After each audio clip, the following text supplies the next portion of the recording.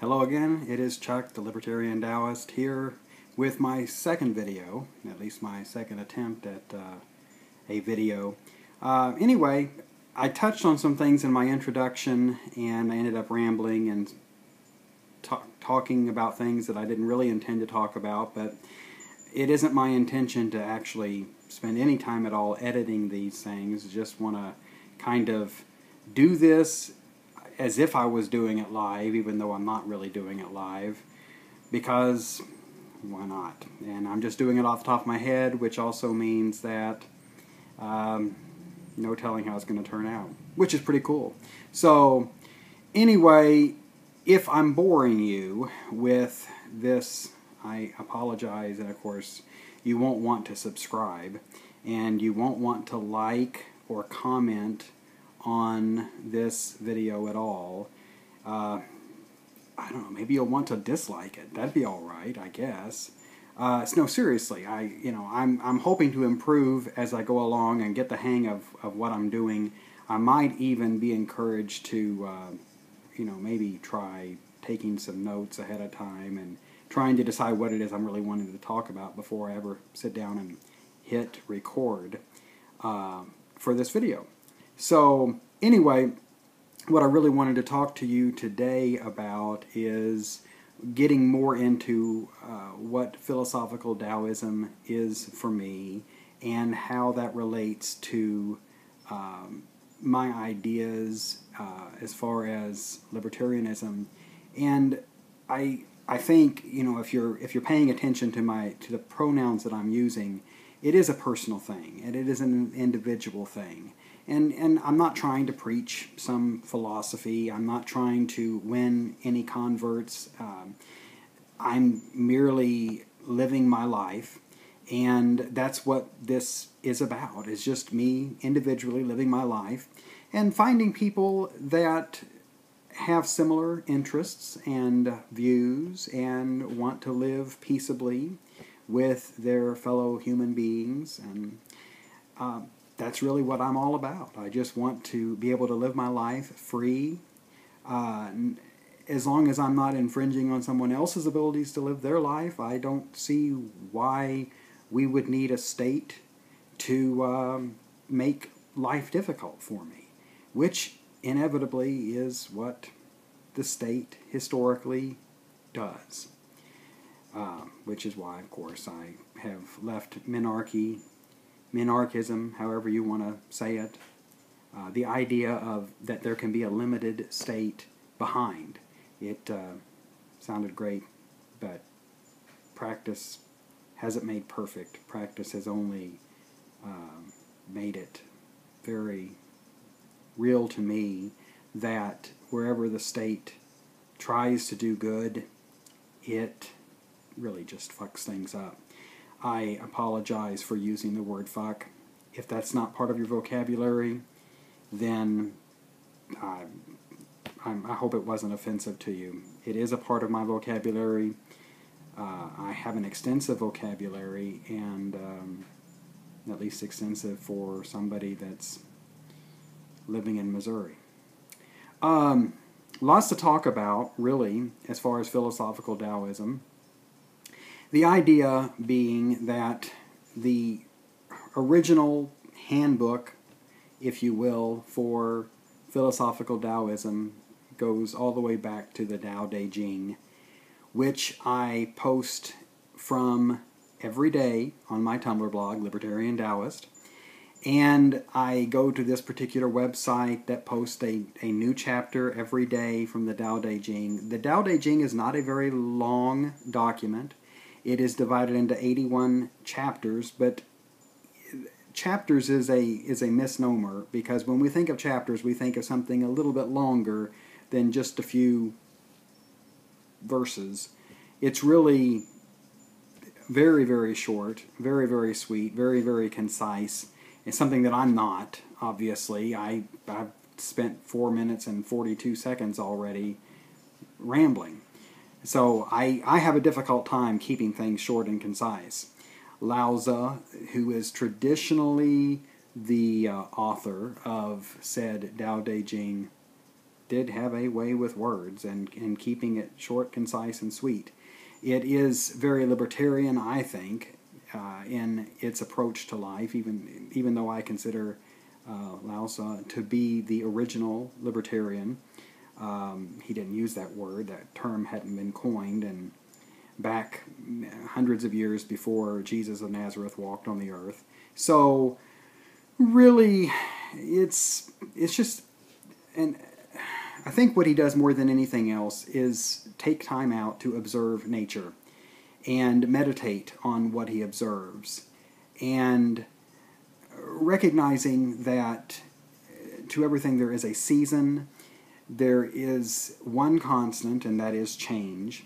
We are always in a state of flux, always in a state of change, and because of that, if something is bad that's going on in my life, it's not going to stay that way. It's going to change. If something good is happening, it's just not going to stay that way. It's going to change. And I don't get terribly stressed out, or at least I try not to get terribly stressed out about what particular circumstances I'm going through. Because one thing I know for certain, and that is that my particular circumstances are temporary. They're temporary. They're going to change.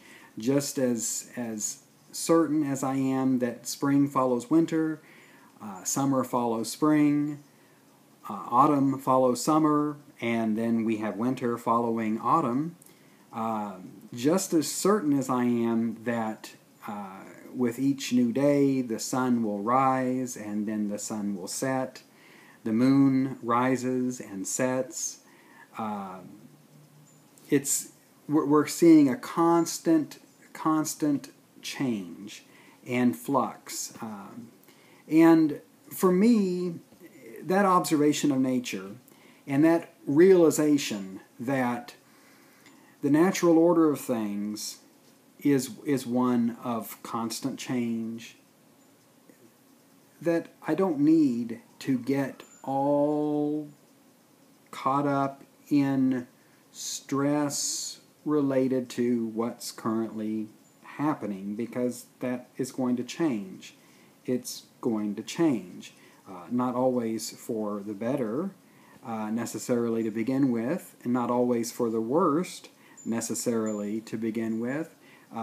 It's sort of like a pendulum. It just goes back and forth, and sometimes we think things are just going from bad to worse, and a lot of times they are, and sometimes some things are going from good to better, and that's also something that happens. So I try, not always successfully, because you all have witnessed me ranting from time to time about things. I do. I'm just as human as the next person. I'm no spiritual giant. I'm no person that is not susceptible to the problem of being human. And the problem of being human is that sometimes we kind of forget. We just kind of forget. We forget where we came from. We forget where we're going. And when we forget where we came from and we forget where we're going, we get kind of muddled in our thinking, and we tend to get stressed out. And we all do this. We all do this. There's no one that can say, "Well, I have reached my point where I don't succumb to that forgetfulness." So, anyway, that's to me what philosophical Taoism is all about, and how it relates to libertarianism is very easily explained each chapter a day that I post on my Tumblr blog. Some of those just jump right out at you and say, "Wow, how very libertarian of you." And some of them, it's you have to kind of you kind of have to think, well, maybe not so much today. But overall, the overall arching theme is one of living and let live. Live and let live. Go with the flow. There is a lot of anti-war sentiment, I think, throughout the Tao Te Ching, which certainly resonates with me, and I get more anti-war or pro-peace, depending on how you want to look at things, the older I get. And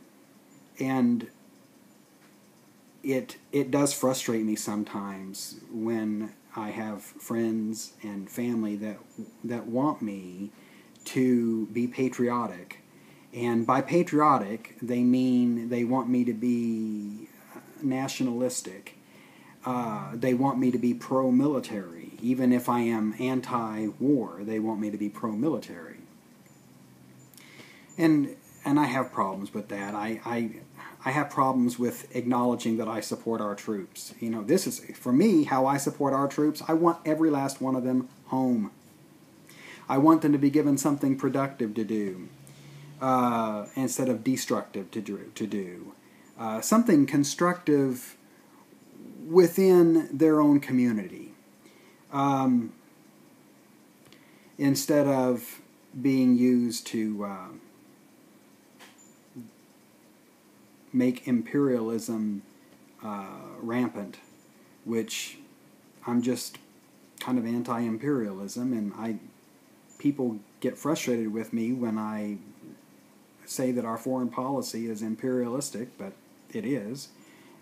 To me, it's self-evident that it is. I don't think that we currently, and this has been going on for decades, many decades, I think our foreign policy is absolutely horrible. And it's a lot of what is wrong in this world is the direct result of U.S. foreign policy. It just is. Wow, it's been 12 minutes and 15 seconds. I really need to stop and see what you guys think of this. I don't know what I'm going to title it yet. I'll come up with a title and then I'm going to post it because it's been long enough. Thanks so much for listening.